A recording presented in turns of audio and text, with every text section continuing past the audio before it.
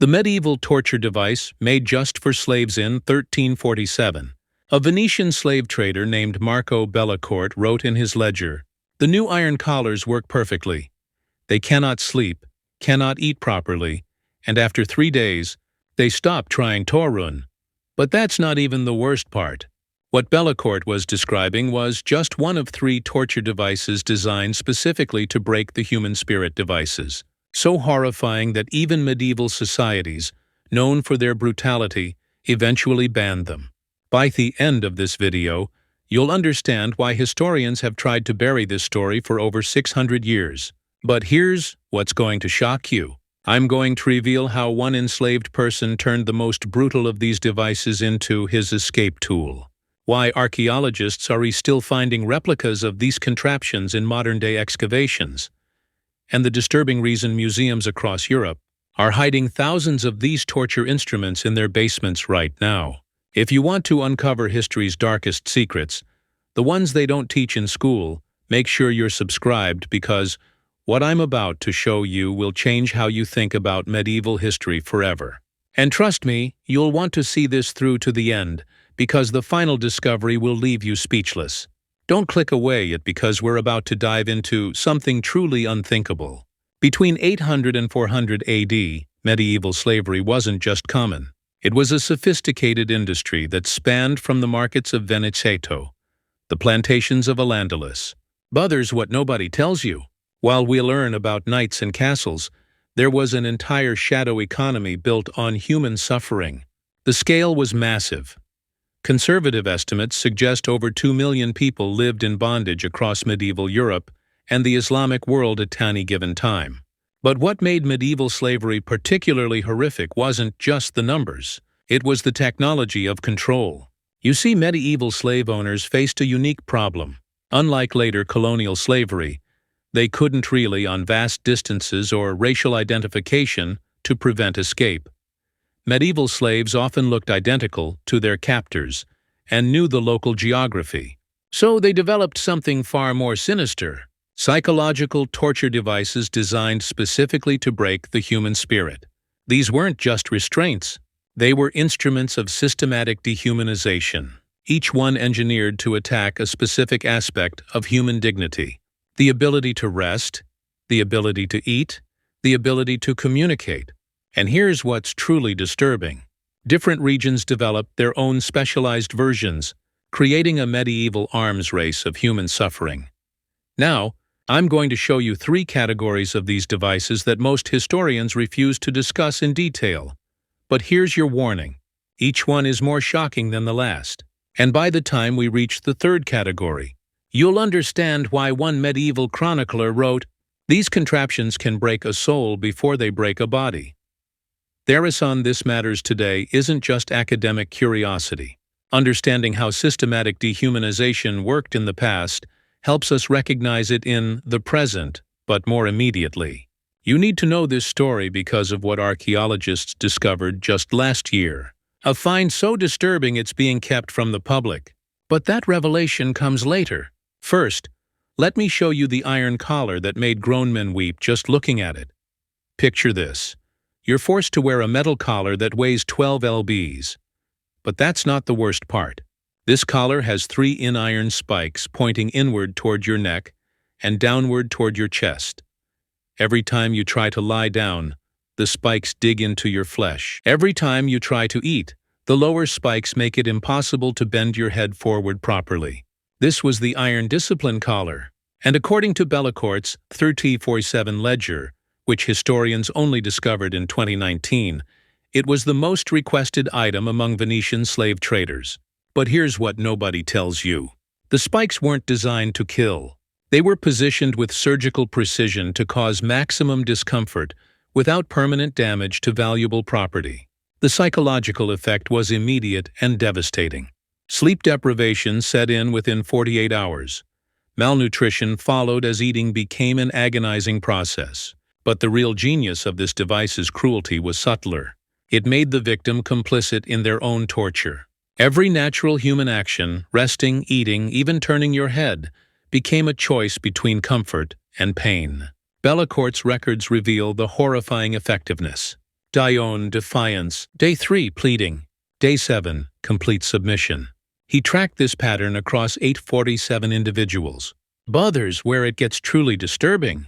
These weren't just tools of punishment. They were training devices worn 4 weeks or months to condition new slaves into absolute obedience. The iron itself tells us a story historians tried to ignore for decades. Metallurgical analysis of surviving collars shows they were made from high-quality steel, expensive custom-forged items that represented significant investment.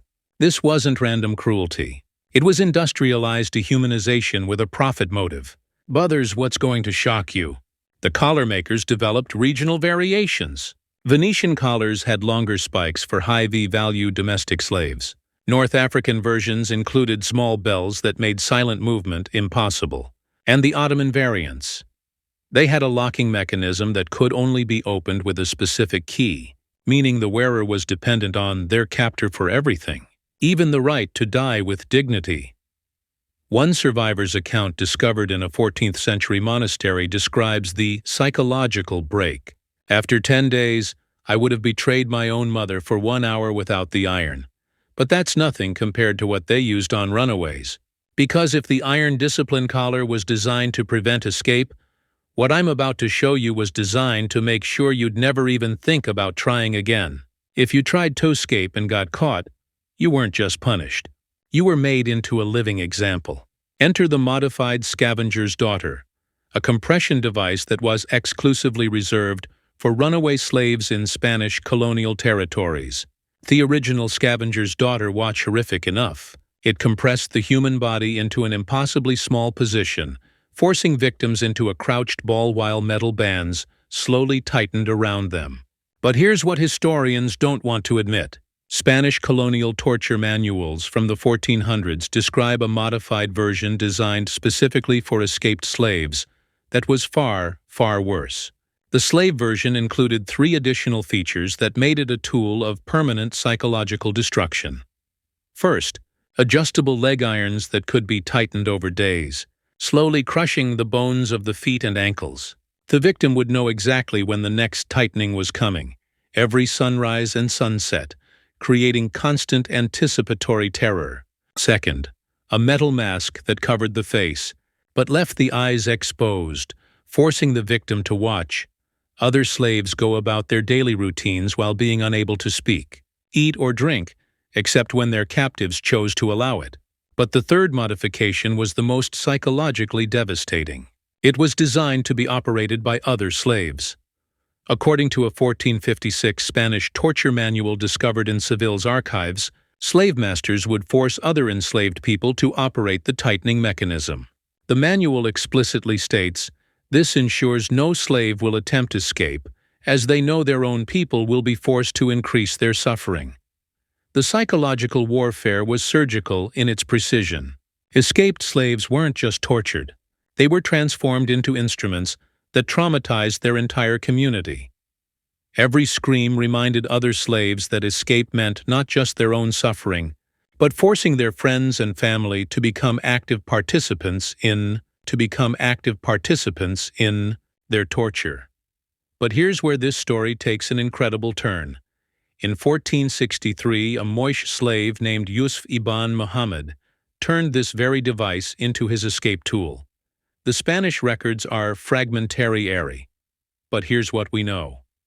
After 3 days in the modified scavenger's daughter, Yusuf somehow convinced his operators, 2 other slaves, to help him escape instead of tightening the device. The Spanish colonial records describe what happened next as impossible. Yusuf and 17 other slaves vanished from the plantation that night, and the modified scavenger's daughter was found dismantled, its metal components fashioned into lockpicks and weapons. But the most disturbing part isn't how he escaped. It's what the Spanish authorities did in response, because they realized that even their most brutal torture device could be turned against them. They needed something that would make communication between slaves impossible. Yet one slave turned this very device into his escape tool.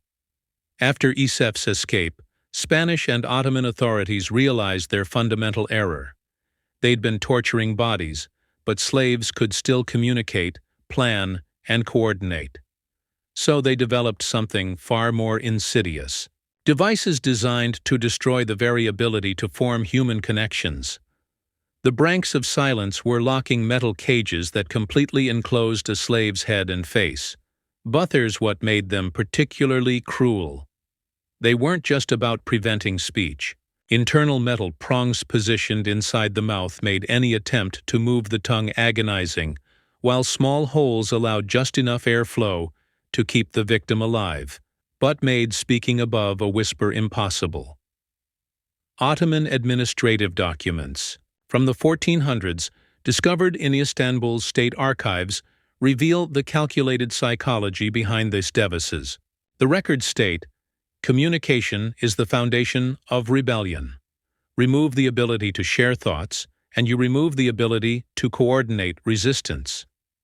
But here's the truly disturbing part. Different versions were designed for different types of infractions. Slaves caught teaching others to read war branks with eye covers that allowed only downward vision. Those caught singing because music was seen as a form of coded communication. War versions with internal metal tabs that made any vocalization painful. And slaves caught in romantic relationships. Their branks were designed to make kissing or intimate contact impossible. The psychological destruction was immediate and total. Humans are social creatures, and the branks didn't just prevent rebellion. They prevented the formation of basic human bonds that make life bearable. Ottoman records tracked thefts. Most slaves wearing branks showed signs of complete mental breakdown within 2 weeks. Here's what's going to shock you. These devices were so effective that they spread across medieval slave-holding societies like a technological innovation. Venetian traders began importing Ottoman-style branks. Spanish colonies developed their own versions with regional modifications.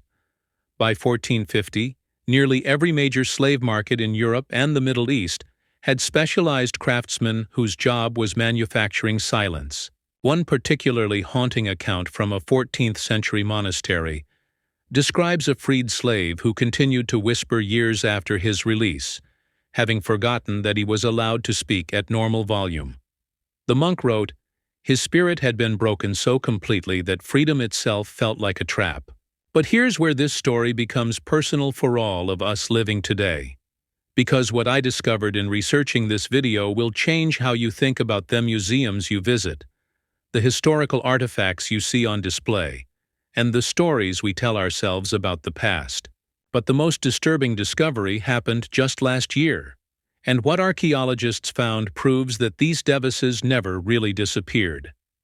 In March 2023, archaeologists excavating beneath a luxury hotel in Lagos, Portugal, made a discovery that sent shock waves through the historical community, and it's been kept largely secret from the public until now. They found a perfectly preserved medieval torture chamber complete with over 200 slaves, specific devices in pristine condition. But here's what's truly disturbing. Carbon dating revealed these devices were manufactured between 1650 and 1720, nearly 300 years after European societies supposedly banned their use. The chamber contained 47 iron discipline collars, 23 modified scavengers' daughters, and 156 branks of silence. But the most chilling discovery was a leather-bound ledger written in Portuguese that meticulously documented their use on over 3,000 individuals between 1670 and 1710. These weren't museum pieces. They were active tools of oppression being used while Enlightenment philosophers were writing about human rights just a few hundred miles away. But here's what nobody wants to talk about. This wasn't an isolated find. Similar caches have been discovered in basement excavations across Europe over the past 5 years. A hotel renovation in Venice uncovered 89 devices. Construction work beneath a Barcelona museum revealed another torture chamber. And in 2022, workers renovating London's financial district found evidence of a massive slave torture facility that operated until at least 1780. The historical consequences of these devices shaped trauma that lasted generations. Portuguese medical records from the 18th century describe former slaves exhibiting what we would now recognize as severe PTSD, chronic insomnia, inability to eat normally, and an aversion to physical contact that persisted years after liberation. But the psychological damage went deeper. Entire communities developed cultural practices around silence and submission that anthropologists can trace through family lines for over 200 years. Here's the revelation that changed everything for me personally. The slave rebellion that finally ended the use of these devices wasn't recorded in any official history book.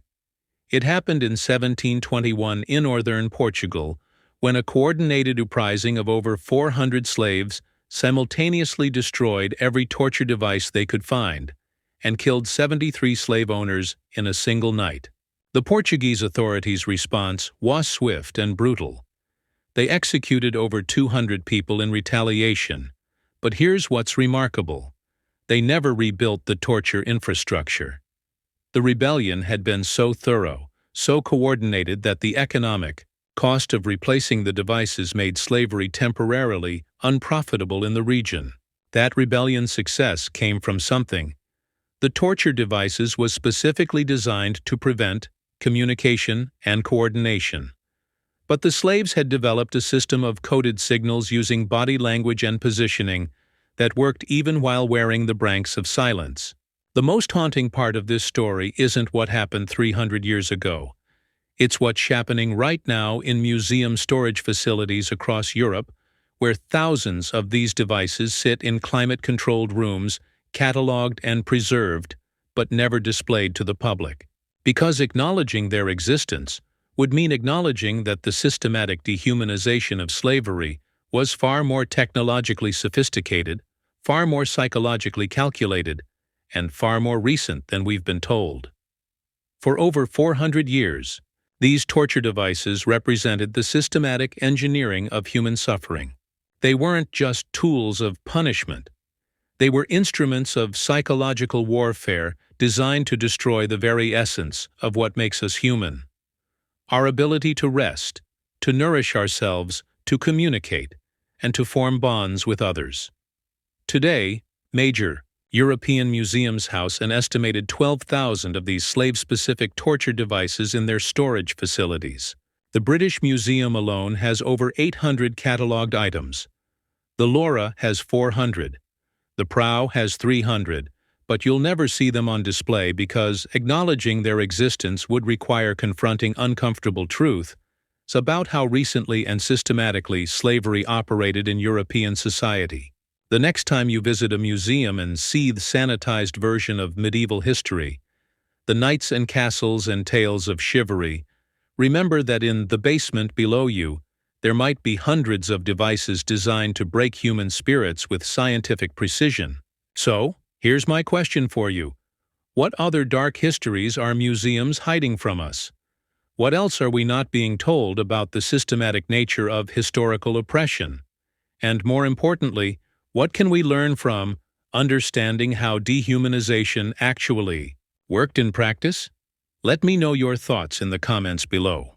And if you want to continue uncovering the historical truths they don't want you to know, make sure you're subscribed because next week I'm revealing the secret medical experiments that European doctors performed on slaves' experiments that laid the foundation for modern surgery, but at a cost that will make this video look tame by comparison. Thanks for watching, and remember, the truth is always more complex and more disturbing than the stories we tell ourselves about the